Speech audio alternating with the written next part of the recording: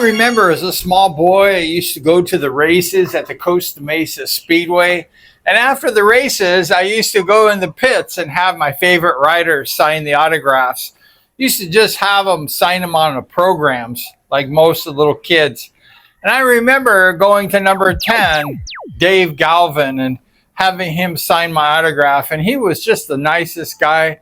And I really appreciated him. And he was just good to me. And he seemed to be good to all the kids. He wore those all black leathers. He looked like a villain. But Dave was a very nice guy. And he was just a handsome guy too. And he was a steady rider. And he was just a good person. Like I say, he wore those black leathers. And he kind of reminded me of like a Sonny Nutter. But I knew that he was not Sonny Nutter. Also, I remember Dave talking in the pits about being a fireman. And I thought, what a cool job is to be a speedway rider and be a fireman. That sounds really good. And I always thought Dave Galvin had the coolest job of being a fireman and racing speedway at the same time. However, it was not so easy all the time. I remember getting Dave's autograph and Dave was like worried about racing more. And I said, why do you want to stop? I'm not sure if he wanted to stop or not, but he was in some question of what he was going to do. And he said, well, it's my work. They don't want me to race speedway no more. I guess all riders get injured. Of course, we all got injured. And I guess Dave Galvin's fire department said that if he got injured one more time, he would lose his job. So he was kind of fearful of having another crash and another injury. Sadly, on Christmas Day in the afternoon, 2020, Dave sadly passed away from a lengthy illnesses he had for a few years. At the age of 72, Dave did live a full life. He really loved speedway and he was involved. We're going to talk about that in a minute. Most of all of his life, he loved speedway. He had his family involved in speedway. And we're so sad about the passing of Dave Galvin on Christmas 2020. Rest in peace, Dave. Dave had a son named Brian. He spelled B-R-Y-A-N. I like that name. And Brian raced speedway in the 80s. I'm sure Dave supported Brian in the speedway days. And after he finished racing speedway, Brian became a referee at the Costa Mesa Speedway and Industry, a few other venues as well. Brian was a popular referee. However, Brian and I, we disagreed real heavy.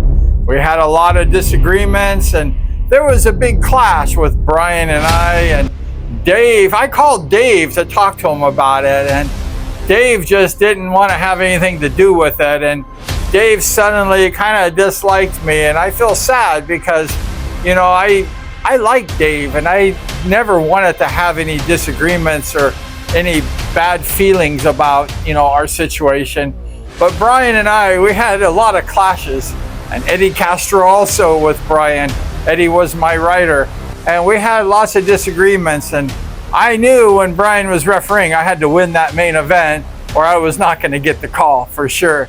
But since then, Brian, he emailed me on Gmail and kind of like apologized and said he enjoys watching the speedway shows that I make and kind of wanted to call the peace. And I thought that was really cool, Brian. You know, like I say, we had some disagreements, some bad blood for a while. And Brian reached out and he kind of reached out to make amends. And I really appreciate Brian, if you're watching this. And I appreciate you for doing that. And thank you so much. And yeah, you know, past is past and let's just let it go. And I'm just sorry that I couldn't kind of talk to your dad, Dave, and kind of settle things before he passed, but that was not the case. But rest in peace, Dave, and thank you so much, Brian, for reaching out, and we're just going to go ahead and be friends from now on. Let's get back to Dave. Dave started Speedway in the early 1970s, and he was a good, solid rider. You know, Dave was smooth, he was fast, and he won 16 main events, probably handicap mostly, because he was a good handicap rider. And Dave Galvin was just a really good rider. You could just notice him in those black Sonny Nutter style leathers. And he was fast. You know, Dave, he was a hard charger. And he just did really well. And he won quite a few mains. So Dave Galvin was considered a pretty good rider. I remember watching Dave as a kid and just knew that he just had that effort, that smoothness on the track. He seemed like he wasn't crashing people. Maybe I was wrong, but he seemed really smooth. His style was safe, and Dave was a smart thinking speedway rider. That's exactly what you need to be a quality speedway rider. Anytime you have to use your brains.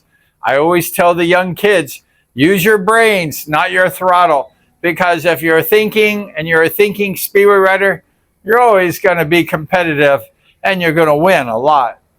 Like I mentioned, Dave won 16 main events, probably handicapped mostly in the 70s. But you know, racing in the 70s, I know I won a few main events that time also. And it was very difficult. You know, you had all these superstars of speedway racing every night. They wanted to compete and win. And Dave was racing against some of the greatest United States speedway riders of all time. And so Dave had quite a bit of success considering he raced against all those legends and all those quality and superstar speedway riders. I noticed in a photo that Dave had raced for the Bakersfield Bandits in '76 when they had team racing. That was the champion Bakersfield Bandits of the National Speedway League.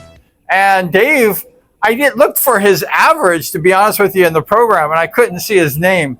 So either Dave started out on the Bakersfield Bandits and got injured and then wasn't on the program, or he came on as a reserve for somebody else.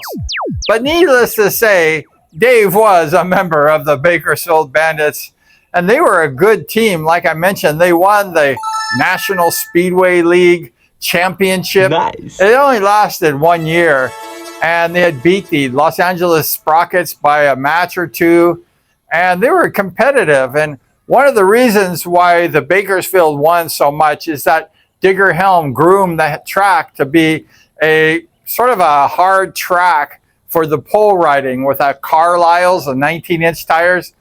And the Bakersfield Bandits hardly lost a match because that track was groomed for all those pole riders like Dub Farrell, Jeff Sexton, Steve Nutter, Bumper Brian Short, and all these guys, Bert Harkins. And they just knew how to ride that pole. And the Bakersfield Bandits was a very successful team. And Dave Galvin, I've heard and I've seen, he was a part of that championship team.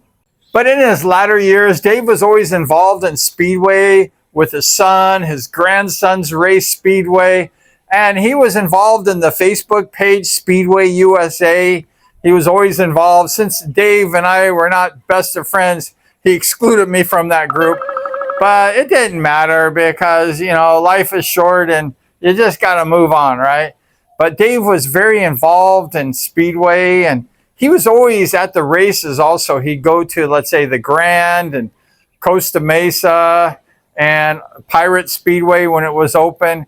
And he would just sit with old timers in the stands and just talk speedway, hang out. He had a lot of friends. And Dave Galvin was a very popular guy, and he was known by many people, and many people beloved Dave Galvin.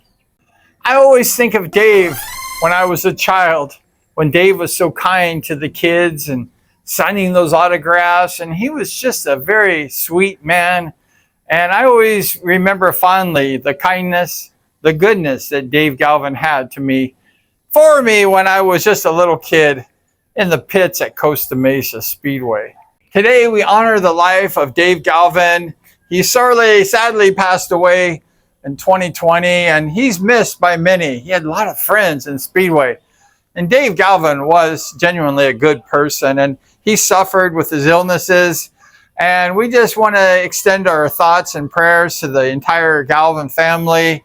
You lost a good papa and grandpa, and I'm sure it's difficult, but the Galvin family has been good for Speedway. The Oxleys have really appreciate all the involvement that the Galvins have been through the years. And we certainly miss the number 10, Dave Galvin, as a person in the stands. And, you know, sometimes life is very fragile. We think it's never going to end, and then it ends. And it's very sad. But rest in peace, number 10, and God bless the Galvin family.